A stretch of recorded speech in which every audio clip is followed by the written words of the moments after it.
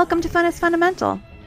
Fun is Fundamental is a podcast for those who realize that the enjoyment of life is about having something deep in our souls which lights our fire. It's for those who maybe have lost that fire and feel like they are missing out on the pleasures of life. In each episode, I will share recent fun activities and focus on why having fun is essential for good health. I'm your host, Alenia, and I invite you to take this journey with me and join the pleasure-seeking movement. Hi, good morning, Simone. How are you doing today? I'm doing great. How are you? I'm doing well. I guess, can you first tell the audience about yourself and what you do? Absolutely. First and foremost, I am a mom of six. I have been married for 30 years, and I am a keynote speaker and an author. And I also do board facilitations, and I have a podcast with my daughter. Oh, All kinds of fun stuff. yeah, definitely. So I guess first, tell me about your children. I know you adopted 3 of them. And yeah, tell me a little bit about that story. So they now range in age from 15 to almost 27. He'll be 27 this month, so I figured 27. And we adopted our youngest 3. Our son Ari, who is now 19, he's from Ethiopia. He came home at 4.5 years old. Our son Noah, who is from South Korea, he's now 17, and he came home at 4 months old. And then our daughter Millie, who is also from Ethiopia, she came home. She's 15 now, and she came home at 2.5 years old. Okay. What was that experience like of uh, adopting children from abroad? And It was complicated. It was long, but it was worth every second. They are amazing kids, but it's a hard thing when we see our country, and we obviously there's a lot of issues in our country, and there is a lot of poverty. Obviously, there's a lot of homelessness, but I think when you go to another country and you see it at such a large scale, it really impacts you. You don't realize how many children are orphans. And yes, there are plenty of orphans in the United States. I know that, and I know there's the foster care system, and there's so many things going on. But really seeing that kind of that level of a developing country. But what's interesting is that with all of that in place, the people there are so happy. And I'm talking about Ethiopia. This is their life. Like, they're enjoying their life. They don't look at themselves and say, "Oh, I wish I could have this." This is what I have, and this is, I'm going to enjoy what I'm doing. So it was a very good perspective for my family to see, because I do think we take a lot of things for granted. Now, South Korea, it was completely different. He's obviously there's still a lot of poverty there, but he was living with a foster family, and the woman who was taking care of him absolutely loved him, and she was fantastic. When we brought him home, she cried, and that was really hard to see. And she had fostered countless number of children, but it just meant so much to her, and it was just a really powerful moment to see how much she loved him, and how hard it was still to say goodbye, even though she's done this so many times. mm-hmm. Yeah. Um, what was your reason for wanting to adopt children? So, excuse me, we actually have 4 years between our first 2 children. So I was having a hard time getting pregnant, and so we started looking at adoption then. Of course, as soon as we really start looking, I find out I'm pregnant. And that's typically how it goes. Either you're in the process or you've already adopted and then you find out you're pregnant. Mm-hmm. But at that point, we felt, and we still feel, that there are just so many amazing kids in the world just waiting for a family to love them. And we wanted to be that family. We didn't know it was going to take us, 3 times to other countries. But, as soon as we adopted Noah, we knew we wanted to do it again, even though life was chaotic. Noah is on the autism spectrum, highly functioning. It's hard to say terminology for it these days, but he does really well in school. He's a great kid. But it was challenging at first. He had a lot of sensory issues. You couldn't if he was on his back, he was crying, which meant every car ride he was crying. And that was really difficult. There was a lot of things that were difficult, but it was 100% worth it. And we said, you know, we want to do this again. And then we fell in love with Ethiopia and jumped in again. And then when we were in Ethiopia, we knew we were going to come back again. So, and then we said, the minivan is full. We can't come back anymore. Yeah. Yeah, for sure. Um, I know that you climbed Mount Kilimanjaro. Can you tell us a little bit about that? That was in 2015. And I always say that it kind of just fell in my lap. It wasn't something I was looking for. And I am not an athlete by any means. It was not on my bucket list. But my husband was asked to do it and he said, no, thank you. Call Simone. And they did. And I said, you know what? I think I really want to do this. And the big reason behind it, I was really struggling at that point. Yes, I had 6 kids at home. I just felt like I wasn't doing enough in my life. I didn't do things because I was afraid of failure. And that moment kind of changed so many things for me. It was a moment where I said yes. And I didn't just set the goal, but I put in the work, which I think for many times in my life, I set a goal and then said, oh, I won't be able to do this. So then I quit. And that kind of system for me led me to just kind of feel bad about myself. And so I said, this time I'm really going to do this. I am going to set the goal. I'm going to put in the work and I am going to believe in myself, which is, again, something that I really struggled with for so long. And that's exactly what I did. I went with the Live Strong Foundation. So I was raising money for them, which was fantastic. And I trained for 6 months. And when I say trained, it was every day. I was on the treadmill at a high incline. We have one big bridge in Sarasota. It's kind of funny because like we're, at sea level. So it's kind of hard unless I'm going in the parking garage steps. And so I would wear my backpack and my boots because you got to break in your boots. And I would do that every weekend, but then I would work out every single day. And I wore this ridiculous mask. Now it would look fine. People would be like, oh, she's wearing a mask. But it was called an elevation training mask. And basically I looked like Bane from Batman. Okay. So it had these valves on the side that you could adjust the valves so that it would kind of be like you were at that level of elevation. So it went up to like 15,000 feet. Now it doesn't do anything for the chemical change that you experience when you're at high elevation. So it doesn't oxygenate your blood or anything like that, but it builds lung capacity. So I actually found it to be a really helpful tool. I used to wear it in a boxing class and oh my gosh, you cannot breathe. You're like, oh, the whole time. So, but it was really a life-changing experience. So there were 16 of us that went. Not only were we strangers, but and climbing a mountain together, but we were also, everybody had a tent mate. So I was paired with a woman named Rhonda, who's fantastic, and she's a breast cancer survivor. And I didn't, first of all, I don't think I realized I was going to be in the same tent as someone. Like, okay, in my own tent, they're tiny tents, but it was such a powerful experience to like share that whole trip with somebody, that whole journey. And making it to the summit and thinking to myself, like, I really thought about all of the moments when I didn't believe in myself, when I thought that I wasn't enough, that I let my fear of failure prevent me from even trying. And I said, I'm done. I'm done with that. Like, I'm going to figure out what I want, because that's the first thing. Is that I think a lot of times we do things just to do things, or because someone else tells us to, or because society tells us to, instead of asking ourselves what we want.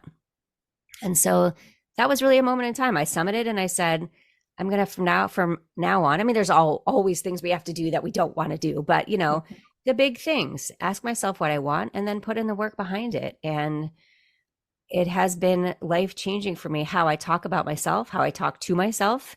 And I am so thankful that I had that experience. And I think it's changed my family as well. I mean, I think they've seen things and they've now tried things because of that experience. Mm-hmm. Yeah, having the example of being like go and do hard things, like it, yeah, will change your life to do hard things. So that's good. What is it like though, like training to do something like this when you have six kids? Like, how do you balance home life and, you know, doing Yeah, your getting your goals?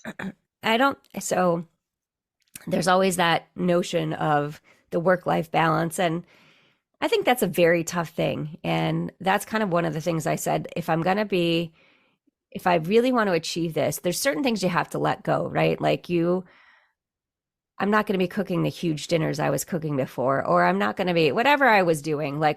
You have to make adjustments. And I think that's true of any work life balance because I don't think it actually exists. I think you have to, if you're really good at work, things are going to slack a little bit at home. If you're really good at home, things are going to slack a little bit at work. And that's life. I mean, you go in cycles on that. So there's no like giving yourself a hard time because, oh my gosh, I didn't, cook a fancy dinner tonight. And it's more like, hey, the kids want fast food. So what's the big deal? And giving yourself some grace.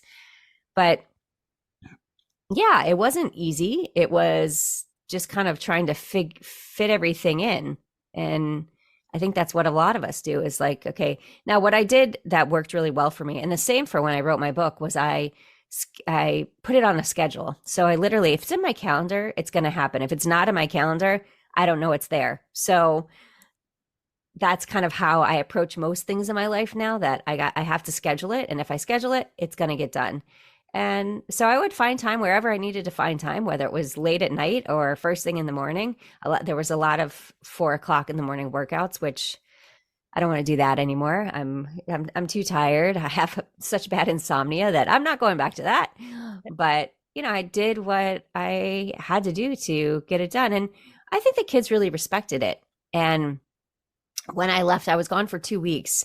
And I had someone say to me one time, actually, it was on a podcast, and she said to me, don't you think leaving your family for 2 weeks is a little selfish? And I said, not at all. I said, it's called self-care, and self-care is never selfish, and for my kids to see that I can do something like this when I'm not an athlete and I've never even thought about it before, that I could, again, setting the goal, putting in the work, that it was actually a moment for them where they saw that, hey, they can do hard things, just like you said. And so it was kind of shocking to me when that woman asked me that, because I was thinking, really, that's selfish? Like, I don't see that at all as selfish. So ladies, when you go do something, it's self-care. Take care of yourself. It's so important. And that's kind of how I approach all of these things now. And I've been married for, like I said, been married for 30 years, and my husband is very supportive of the things that I do. And it's never been having to ask him, can I go do this? It's, let me make sure your schedule is fine so I can make sure the kids are taken care of, or whatever I need to do. It's a partnership. So I'm not going to dump everything on him, but he also wants me to be happy and try new things and do things that will really fill my cup. Yeah. I find it really sad that we live in a society that feels like mothers are not allowed to do anything for themselves. Like you're expected to be a mother only, and like it's kind of martyrdom in a way sometimes, of like, this is all you are. And that she thought it was like, is that selfish for you to do that? It's like, no.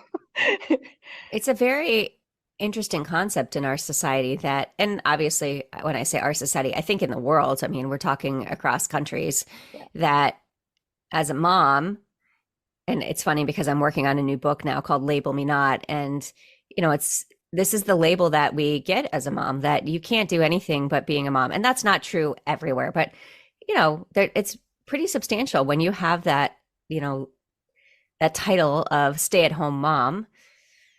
It's crazy when you look at the statistics of how it's very hard to come back into the workforce. Most people don't want to interview you because they think that if you've been a stay-at-home mom, you're lazy, which is so ridiculous. I mean, I kind of want those people to try it for a week and see how long they last. But it's something that it's been going on for so long, and obviously people are breaking the stereotype, but it's hard to watch because you think like, no, this is something I'm choosing to do, and I want to raise good humans, because what's more important than that? I don't think that women who decide to stay at home, well, not, I don't think, women who decide to stay at home should not feel guilty about it or should not feel bad about what they're doing. I remember being at a luncheon one time and I sat next to a woman who was a CEO of a big corporation and she asked me what I did. And at the time I was a stay-at-home mom. And so I told her and she said, I can't imagine anything worse. And I was like, oh, okay, this is why people feel bad about themselves. When you have people telling you, like, I can't imagine anything worse than being a stay-at-home mom, like, how do you recover from that, right? I'm like, Yeah. oh, okay, well, I hope you don't have kids in the future. Yeah. Like, what do I say to that? I don't know. Like, Yeah. but yeah, it's a very hard thing in society that we don't get enough credit for the things that we're doing that change lives. And whether you're a mom or not a mom, the little things you do every day affect the world. And personally, I want to be a positive impact on the world and not a negative. I don't think I would ever say to somebody, whatever job they did, I can't imagine anything worse. I couldn't imagine anything worse. But so I always remind myself of that when, someone is saying something like, that's amazing, instead of I can't imagine anything worse. Really? Okay. Yeah. Yeah. I mean, the only things I could think of that would be like, what are the worst things would be like politician. Like, That's that's terrible. that's actually really funny. We were talking about that the other day, like in terms of presidential candidates and not getting political, but just like who would want to do that job, right? Like that's the problem, is that you're setting yourself up for like misery. Yes, you're leading Yeah. an amazing country, but the little nitpicky and the big stuff, all of it, it's just like you can't do right? And Yeah. like it's so hard to move forward. And it's funny, it's interesting looking at the presidents when they start, and Biden is an exception because he was older, and Trump too, but looking at Obama, for example, when he started, how different he looked when he finished, right? Oh man, The he change aged a in hair lot. color. Yes, Yeah. yes. I mean, you don't sleep. You are traveling the world. And you're dealing with stuff every day. Yeah. So yes, I agree with you that it would be an impossible job to have. Yeah. Yeah. Completely. What other things have after climbing Mount Kilimanjaro? What other things have you taken on that you didn't think that you could do before? Well, being a speaker, that would be like the big one. I mean, I never thought I had a story. So that was like step one, is understanding that we all have a story.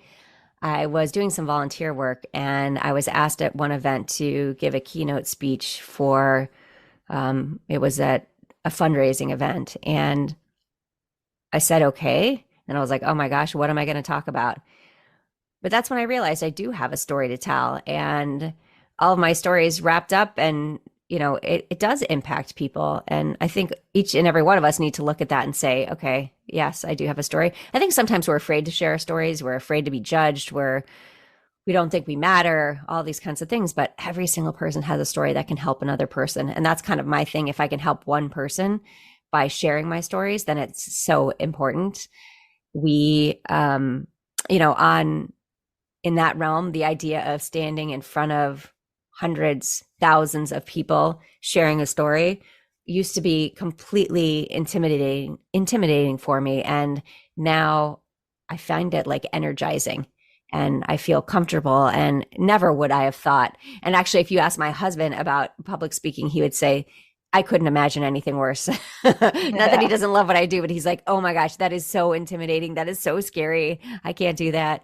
But so that's one big thing. And writing a book, like I'm a CPA by trade. So I went to school for accounting, passed the CPA exam, worked as an accountant for a bit, changed my mind, did several other things, and then ended up on this path of writing and speaking. And I really enjoy it, actually. And it's funny, when I started writing, when I said to my husband, hey, I'm going to write a book, he's like, can't wait to read it. It wasn't like, but I don't think I knew I had it in me as I started. I mean, trust me, I needed help editing, and there was a lot of parts that nobody does anything alone, right? Like we don't live in these bubbles where we do one thing and someone else does another. Like we need help, and that's an important thing, to be able to ask for help. But I think that was another piece of understanding that I can impact people with my story on paper too. And hence the reason I'm writing a second book. And it's been a really fun process. I think a lot of times too that we say to ourselves, like, once we commit to something, like once we start a job, that's it for the rest of our lives. And I want to say that if COVID taught us anything, it would be to be a little happier. I don't actually see that for a lot of people. I see people being a little angrier, but I think we should be a little happier, and we should really be enjoying our lives and enjoying what we do. Now, I'm not saying quit your job tomorrow and find something else, but what I am saying is figure out what you really want and see how you can make it happen, because we all can make it happen. And, yes, we need to pay the bills. So we need to have that in the equation, but making sure that we're enjoying our lives, because we only have one. And it's the most important thing is to raise great kids and, have some happiness along the way. Definitely.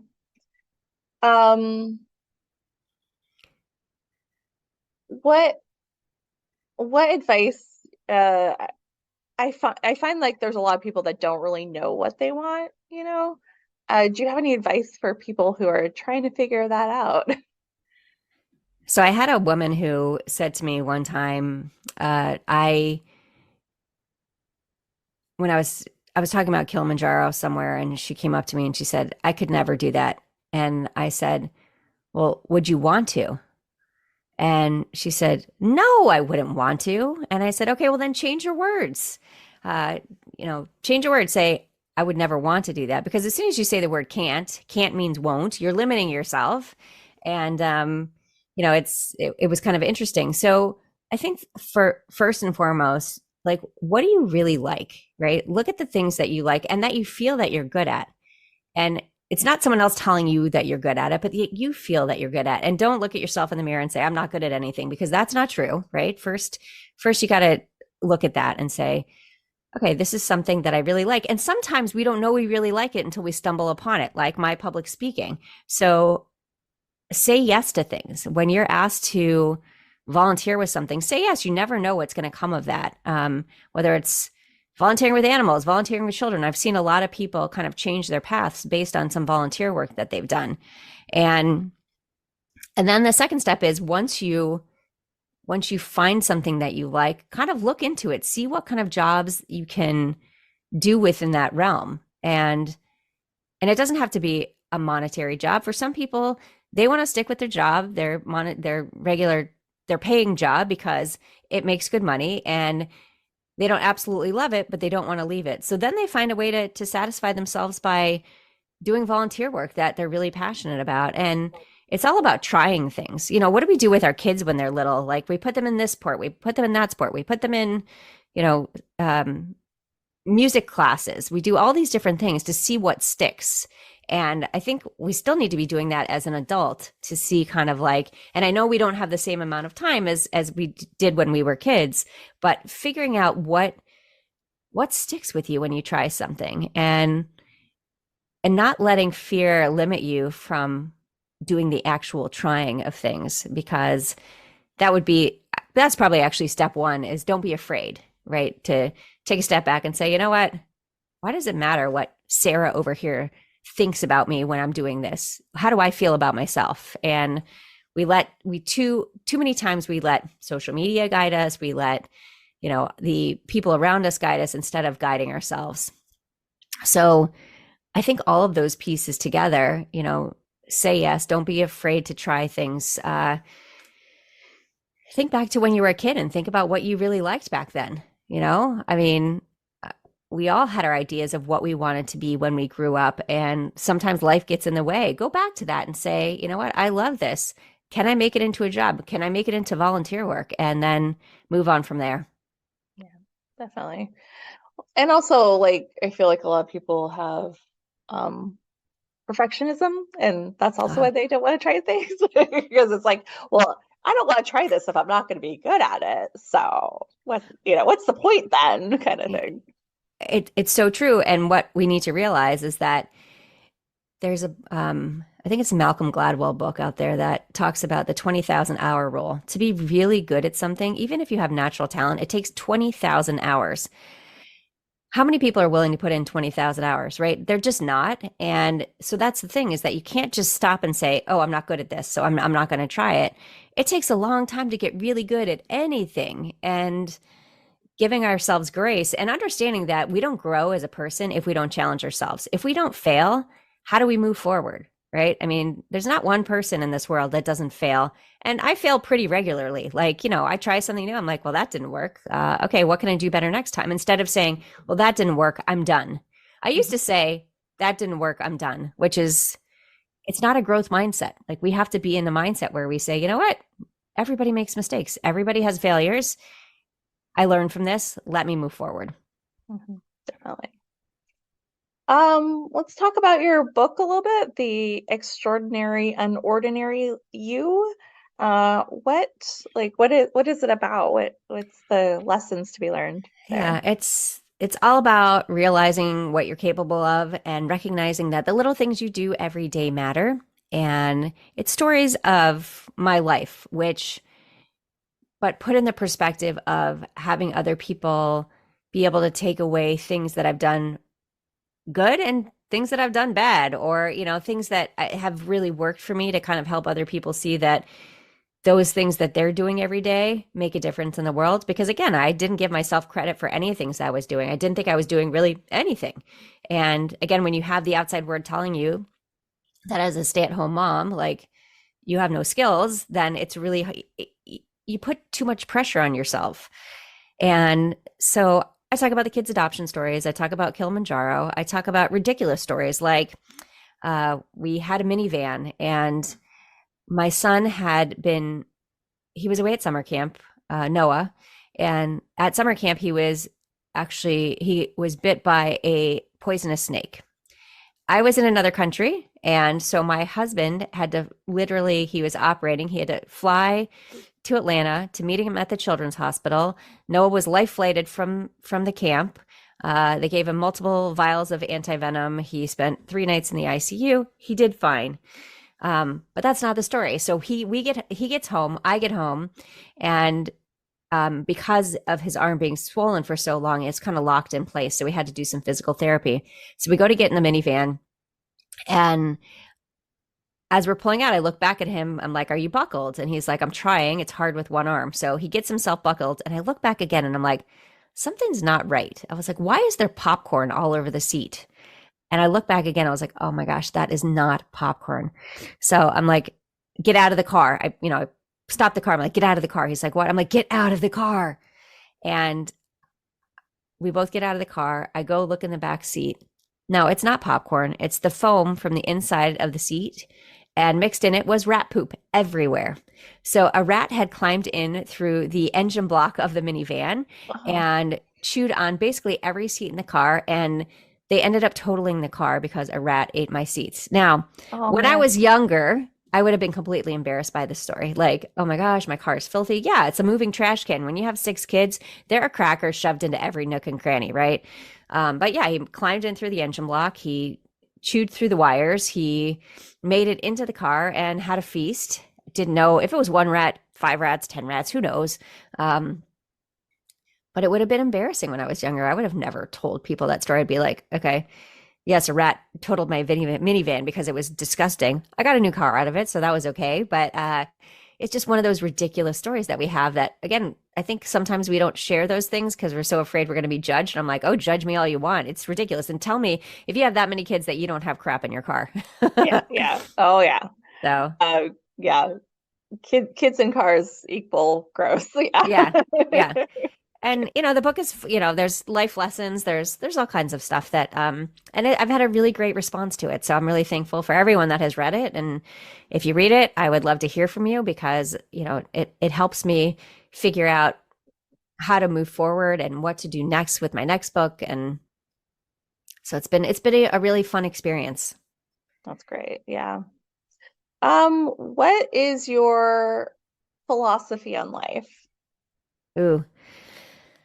So the biggest thing I like to say is that we don't need we don't need to change who we are. We need to change the way we see ourselves. And that's kind of what really has impacted my life the most, is that I was constantly thinking I needed to change who I was. I was constantly looking in the mirror saying, you need to lose weight. You need to, you know, straighten your hair. I used to straighten my hair for a while. I have very curly hair.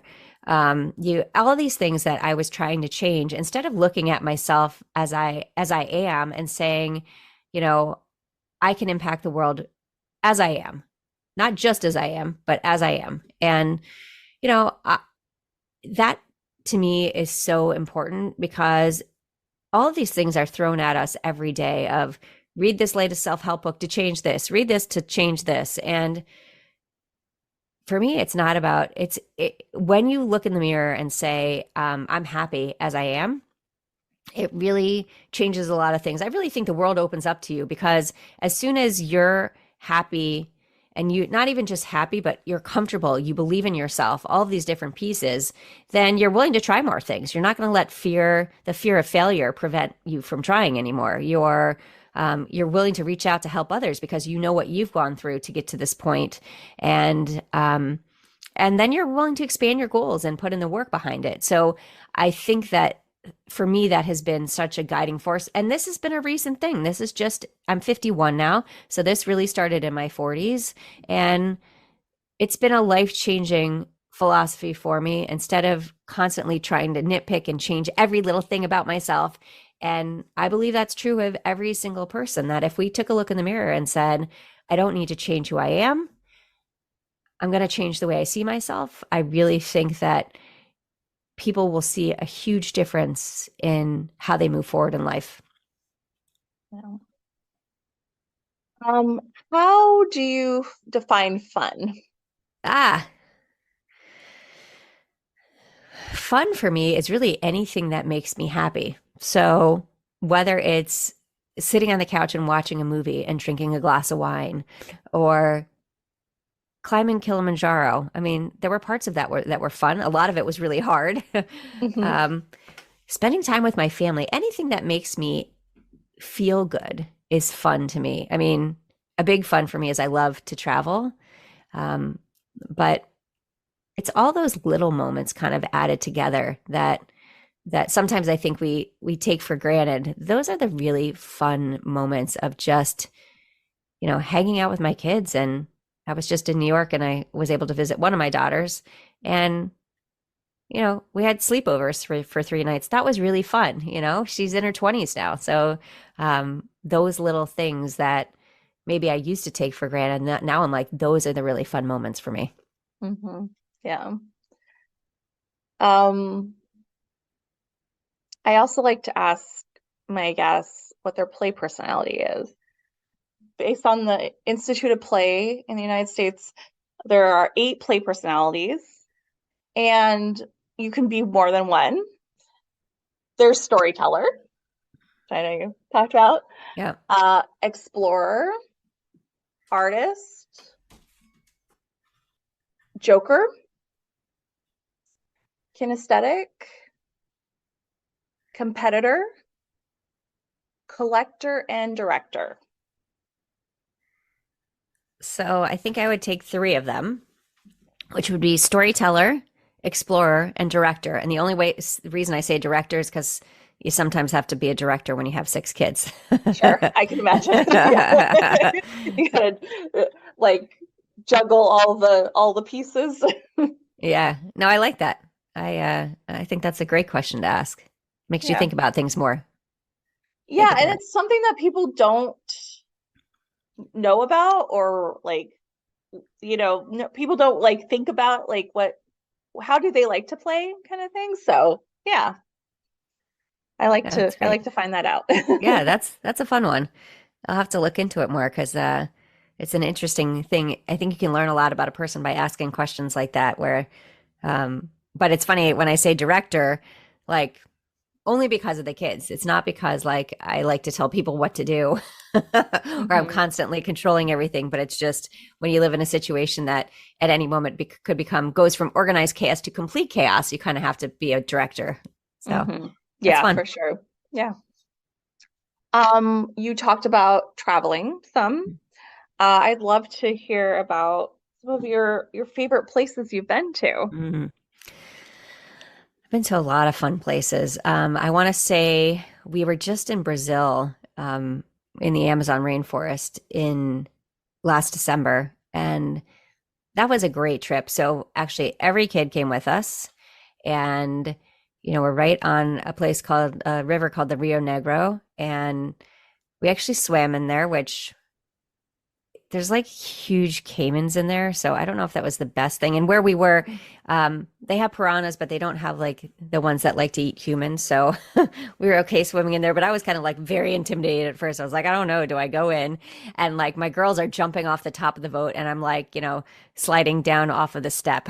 I'm like, I'm not going to make a big splash, and something might come to get me. Yeah. But I did do it. That was a great trip. I've been to, obviously, with adopting children from Ethiopia, I've been to Ethiopia. Um, went there actually an additional time as well. It's a beautiful country. The people are beautiful. That was a really great trip. We did the Inca Trail. We went to Lima, and then we went to the Inca Trail in Peru. That was another one. The food was amazing.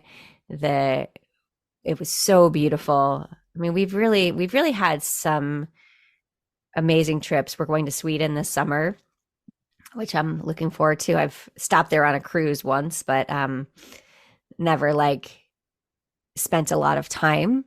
And I've been kind of all over Europe, and not to every country, but Europe is a fan favorite as well. Just not in the summer when we go and it's so hot. My sister lives in Switzerland, actually. And so we were there last summer visiting her, and it wasn't too bad where she lives, but some places when you travel, they don't have air conditioners and stuff, and it's not what we're used to.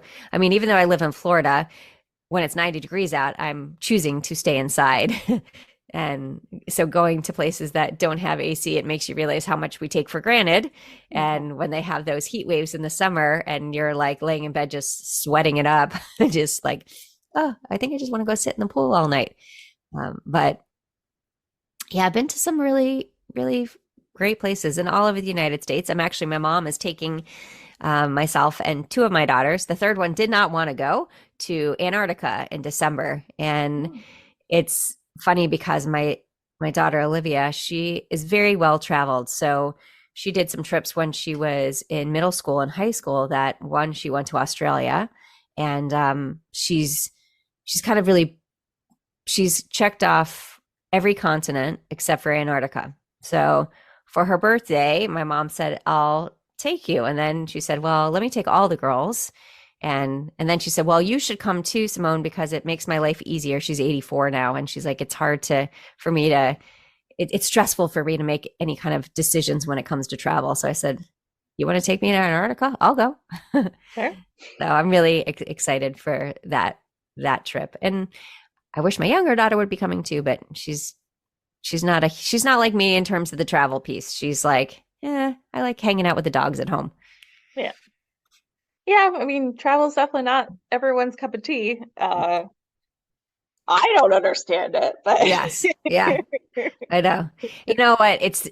A lot of times for people, it's the getting there, and I agree with that. Especially now, flights have been so complicated. I mean, get delayed everywhere I go, and so it's the getting there. But once you're there, like the experiences you have, and to see how people live, I mean, that to me is so impactful. To see the difference in societies and the similarities as well, and trying new foods, and there's just so many cool things. And I do think that travel kind of makes you I don't want to say a better person, but a wiser person, because you understand different cultures more. You're willing to try new things. You're willing to see how other people live and kind of bring that back with you when you come home. And I really do think it impacts you in such a powerful way. Mm-hmm. Yeah, no, I know my experiences of going abroad definitely changed me as a person for the better. So yeah. Yeah. I mean, it's unlike anything else. And even traveling within the United States, I mean, from state to state, we are so different, right? Forget the accents. I mean, the accents are cool to hear, but the food and the way people interact, it's so different from state to state. It's so interesting how that works. And it's amazing in the United States, all of the different terrains that we have to see. So, the mountains and the snow and the beaches and the sand and the heat and so many different pieces that unless you get out there and see it, take a road trip, get in the car. There's so many cool things to see out there. Yeah, definitely. Yeah, I remember my husband and I like going to South Dakota and like seeing the Badlands and things like that. And it's just like, yeah, it's so cool. Like, Yeah. like I didn't realize this was here. Yeah, absolutely. We did that. I don't remember how many years ago, but we were doing a family trip up to Montana, and I travel with my best friend from college every year and her family, and then whoever else wants to come as well. And so we're going to Montana. I said, well, let's make it into a road trip. And my husband said, I'll meet you there. It's not his thing. So I drove with all the kids, and you saw things that you wouldn't see if you weren't flying. And one of the places we went to was South Dakota and the Badlands and Custer State Park. And it was so cool and so fun. The kids absolutely loved it. In Custer State Park, we stayed in a like a little cabin on this creek, and all they wanted to do was like play in the creek all day, but the wildlife, things that we don't have like that here, like that was just, it's always and I have lots of friends who were like, oh, I never want to do a road trip, but that's how you see the country. Like that's how you really see it. So I love it. Yeah. Yeah, as opposed to just seeing like this like little dot here, like this Right. city, this city, this city. It's like getting the full experience is driving through it. Yeah. Yes, absolutely. I mean, I guess it kind of reminds me of like people that go to like resorts and stuff like that. I'm like, you didn't really see Mexico if you're in a resort, like, kind of thing. So yeah. Yeah, it's the relaxation of going to a resort, but you're not seeing the actual country. We went to Mexico. We stayed in a place called Merida, and I mean we've been to the resort towns as well, but that was really cool because it's like a big city and there's so much going on there, and the food and the people, and you really felt like you were, because it's not a resort town, it's a regular place, and so you feel like you're totally engulfed in what it's like to be in, a Mexican daily life. So that was really fun. Something completely different experience. Yeah, definitely. Um, you have 6 children. What can we learn from children? Oh, everything. They tell it how it is. I mean, I think that is one of my favorite things about kids. I have a couple funny stories about that. So Millie, our youngest daughter, one day my husband comes out wearing a yellow shirt and black shorts, and she's like, "Are you gonna wear that?" And he said, "Well, yeah, why?" She goes, "'Cause you look like a bumblebee." And he said, well, and he's like, he's trying to like tell her, she's like 6 years old or whatever. And he's maybe even 5, trying to tell her that, well, I gained some weight. I'm not fitting in my clothes. So this is kind of what fits. And he's like trying to justify, his outfit to her. And so then he's like, well, fine, I'll go change. So he goes back and he doesn't find anything else. He comes back and he's like, well, is it okay? And she goes, yeah, it's fine. I'll say what I really think inside my head. And then same daughter, during COVID, we had gone to Starbucks, and obviously the only thing that's open is the drive-through. And so we're waiting, and there was such a long line. We're waiting in the parking lot basically to get into the line. And I was trying to leave enough space so that anybody that needed to back out of their parking space or whatever would have space. So the line starts to move, and someone from who knows where jumped in front of me into the line, and I literally lost it. Like who knows what was coming out of my mouth, but it was not good. And she looks at me like, literally, I have snakes coming out of my head, and she's like, "Are you good, Mom?" And I was like, "No, I'm not good. Like, what just happened?" And she's like, I think you might have forgotten a few things about patience, kindness, understanding. You might need to reread your own book. And it was such a funny moment. Of course, then she has me laughing and she's like, "You always say that you never know what anybody else is going through. You can't walk in their shoes." She's like, "Maybe this person's having a really bad morning. Maybe they're late for work. Maybe they didn't even realize you were in line. Like, have you thought of that?" Like, she's like giving me this whole lecture.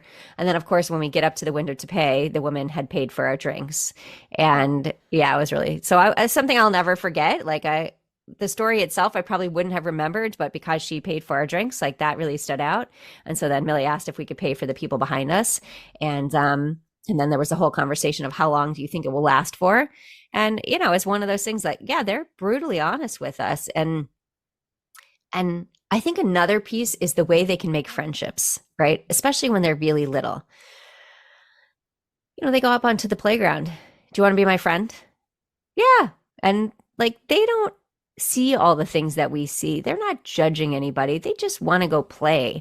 And I think if we all had that kind of mentality of not just looking at the outside of a person, but really understanding the inside and not making judgment, just understanding that anybody can be your friend and understanding also that it's okay to agree to disagree, right? This doesn't happen anymore in our world. I kind of feel like if we disagree, we can't be friends. And it's not true of children. They agree to disagree all the time. And then, okay, let's go on the slide. Wait, you want to go on the swing? Okay, we'll do the swing and then we'll go on the slide. Like things like that where we just don't think like that anymore. We make things so complicated.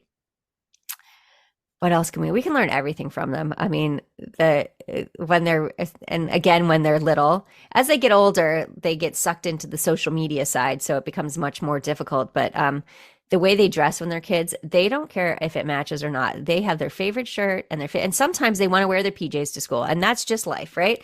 I would love to be wearing my PJs all the time now. Yeah. So I just think there's so many things we instead of just, I mean, trust me, we have to parent all the time, but kind of listening to their perspectives on stuff is fascinating. And they really say it how it is. I love when my kids tell me how to parent. That might be my favorite thing. Well, when I'm a parent, I would never do that. I'm like, good luck with that. It's like herding cats. So, Yeah. you try whatever you want to try, but for now, I'm the parent, so this is what we're doing. Yeah. But Oh yeah. I mean, I'm sure, especially when you have 6 kids, it is like herding cats. Yeah. mhm. It's zone defense. You're just like, you're waiting for the next thing to happen and you're trying to protect the entire territory and you just never know which way it's going to go.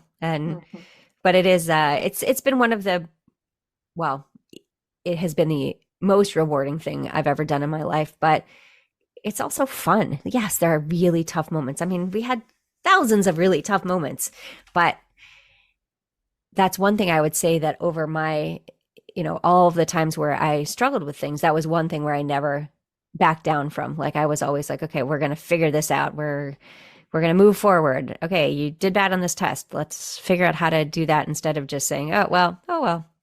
And kids are just resilient these days, right? And there's so many amazing things that they do and that they just do naturally that we have to work really hard at because we're so scared of, well, a lot of things. We're scared of a lot of things. So we can learn so much from them. Pay attention to your kids. You'll see. Actually, another big one, and I'll end with this on this question is, I was one of the times where I was struggling with my weight. I was getting dressed for an event and clothes didn't fit, but I was putting them on anyways, like stuffing myself into them.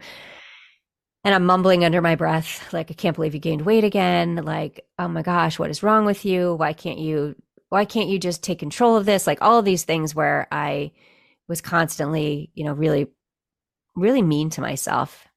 And my daughter, Olivia, came up to me and said, you need to stop being so hard on yourself. And who I didn't even know she heard what I said. Right. And I'm sure they've heard what she said. You've talk negatively to yourself so many times. She goes, you're beautiful. You're an amazing person. You need to stop. She goes, and you're giving me a complex. She said, how can you expect me to love my body when you don't even like your own? And I thought that was such a great piece of advice where she's right. I mean, we're all made the way we're made, right? I mean, we go up, we go down. And we can't, our values shouldn't be based on those things. It shouldn't be based on, our weight, what we look like, how much money we have in the bank. And like the advice that they can give us, and they see things differently, and to really to really listen to what they have to say. And that kind of changed a lot of things for me because I didn't even realize I was doing it, right? And when she said that I'm giving her a complex, it made me so much more aware of, okay, why am I doing this to myself? Why am I so hyper focused on this? Why don't I just buy some new clothes that I actually fit into and just be happy with that, right? We're too hard on ourselves. So, and kids say it how it is. Mm-hmm. Yeah, it's weird how we like put such a value on like the size number where like we don't want to just buy bigger clothes and stuff like that. Yeah. Yeah, it's weird. Um, but also, yeah, I'm glad that, she was able to say something like that because, it, as someone who was raised by a mother who was not very kind to themselves, I can say that it does affect how your children feel about themselves. Yeah. Yeah. And so that really helped me to say with all of the kids, like, okay, you guys are amazing just how you are, not just how you are, how you are. I hate the word just. So, but it really took them saying things to me to make me realize what I was doing, and really having them, they're kind of like my North Star for so many things where I know they're going to be completely honest with me. And that's crucial, right? I don't want someone to say, oh, like if I put something on and and I'm trying like a new color on, like something that is, I know it's not my color. And I'll ask the girls, what do you think? They're like, put on the green one, and that's great. Or the other day I was talking to my daughter, and I dye my hair at home now because I was going to a place and it just made my head itch like crazy. And I'm like, this can't be good for me. So I do it myself. And I'm FaceTiming with her, and she said, when's your hair appointment? And I said, oh yeah, I need to dye it. She's like, oh yeah, you do. Those grays are popping. So just funny things where they just will say it how it is. And I appreciate that. Yeah, definitely. Well, it's been really great talking to you. Where can the audience find you? Thank you. It's been great talking to you as well. They can find me on LinkedIn, Facebook, Instagram, my website, SimoneKnego.com. And on all of those platforms, I'm Simone Knego, except for I think Facebook. If you search Simone Knego, you will find me. I'm the only Simone Knego in the world as of yet. That's what happens when you have two funky names put together. And although Simone is becoming more popular. But yeah, I would love to hear from you. Check out my website, check out what I do. If you read my book, send me an email. I would love to hear. So thank you so much. Yeah, thank you for being on. Yeah, my pleasure. Yeah. All right. Thank you. Bye. Bye.